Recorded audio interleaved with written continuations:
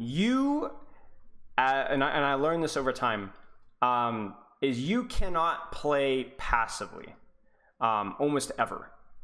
And I don't necessarily mean you need to be playing aggressively first tempo battle on it all the time, but because there is one fewer off tank, the enemy DPS are just permanently more free. That's just how it is. They have more space, there's fewer people to run into.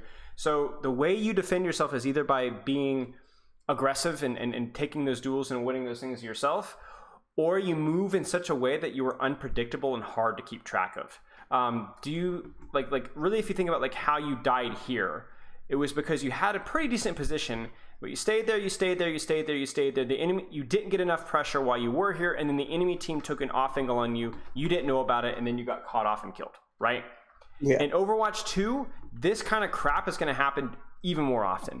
Your ability to kind of keep track of where the enemy team is, and then dynamically changing it. Like maybe you start here, and then you get a shield cycle, and then you're as quickly as you can. You try and go for a cheeky, like you sit in your sleep dart, and then you peek around for a nade, and if there's a hog here, you sleep him too.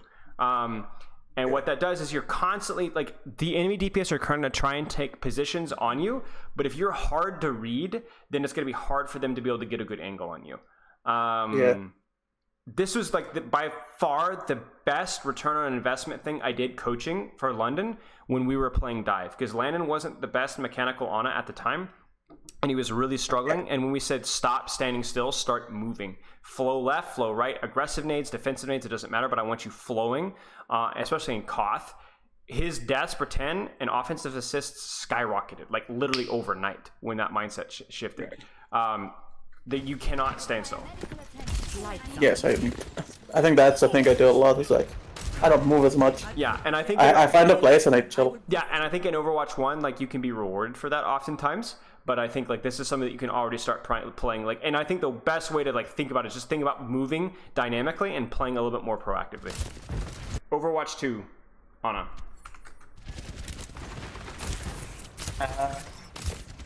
Peek left side. Yes. Look for a nade or something. Right. Especially as soon as your Rhine is here, you need to go make a play. You need to go make a play. I want coming in here with full cooldowns, ready to sleep dart. They play it like more like a DPS.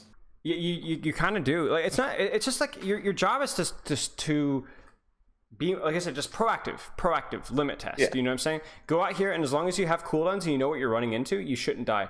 If there's like a Genji over here or a Tracer or something like that, then you'd be feeding. But like you can walk out here, you can sleep dart this guy, and then you can toss a nade in the backline and then run back to your team and hide again. That's kind of the mindset that you need to be in. Your heal body right now. You miss. Like what have you done this fight so far that a Moira could not have done better, right?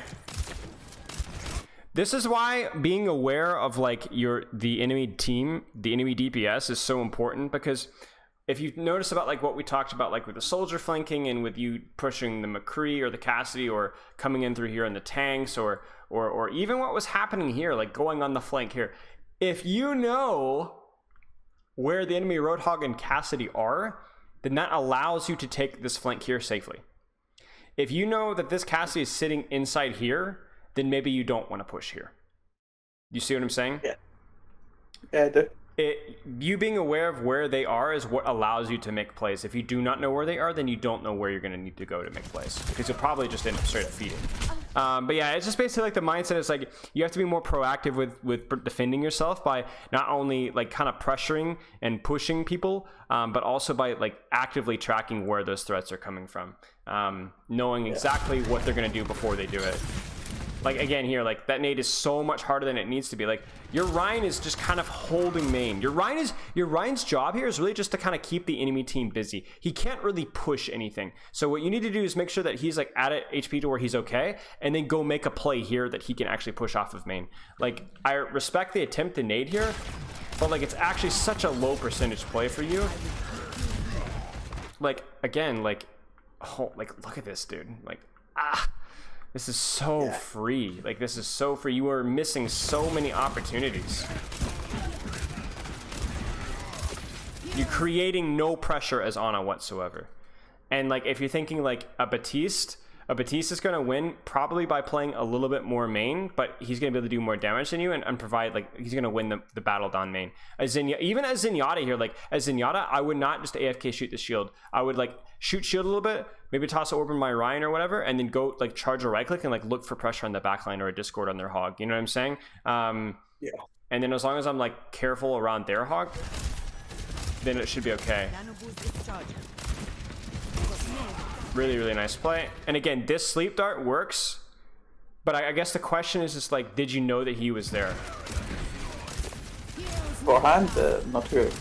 Until he started shooting. Yeah, right. You didn't know. Okay, now I don't think that there was a possible way that you could know that he was there because he snuck in at a really smart time.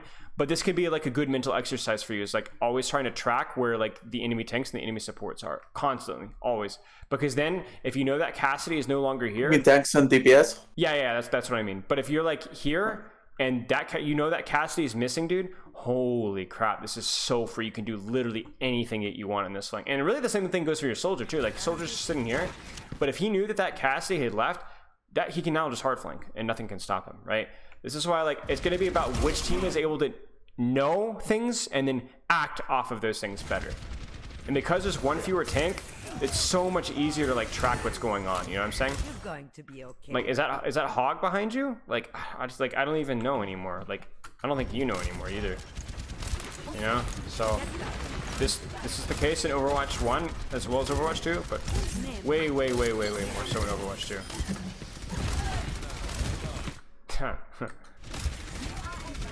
You had no idea, did you? What?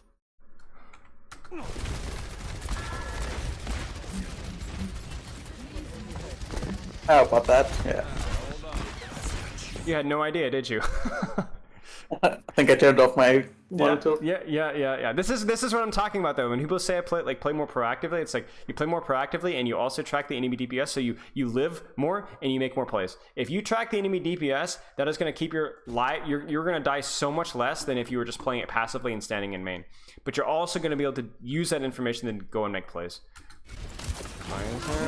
Nano. No. Okay. What does Finn do? What does an Overwatch League Ana do here? I'm gonna start phrasing that's my question. What would an Overwatch League Ana do? Made them, but where you would nano your soldier, fine. Okay, now what? Now what do you do right now? Stay up. Stay up here. Drop down. Stay up and shoot, or stay up and do a little funny here, you know, and then run away, you know. Yeah. Battle, create pressure and survive. You are simultaneously less likely to do offensive pressure here and more likely to die to like random crap in this position here. Like look at you. That's what we're talking almost about. Died. Yeah, you almost died. Who would have thought? Shocking. Okay. Ha, T-posing soldier there. Nice. Make a play. Don't stay in the back. Make a play. Fight's lost. You missed your opportunity. What should I be doing in here? Oh, you tell me. I don't really know. Peek right side. Yeah. I think it might be too dangerous. It's not too dangerous. It's never too dangerous. Do this. Look at this. Chuck a nade. Hit this here. You get your 3-man nade. Pop a couple pot shots. You know, do your stupid RNG sleep dart from here. You know what I'm saying? It's gonna be easier to land, right? Take some pot shots, throw a nade, tuck back in if you got to, you know? Come on. It's not too dangerous. What are you talking about? Look at the distance that they're at. Look at the corner that you have there.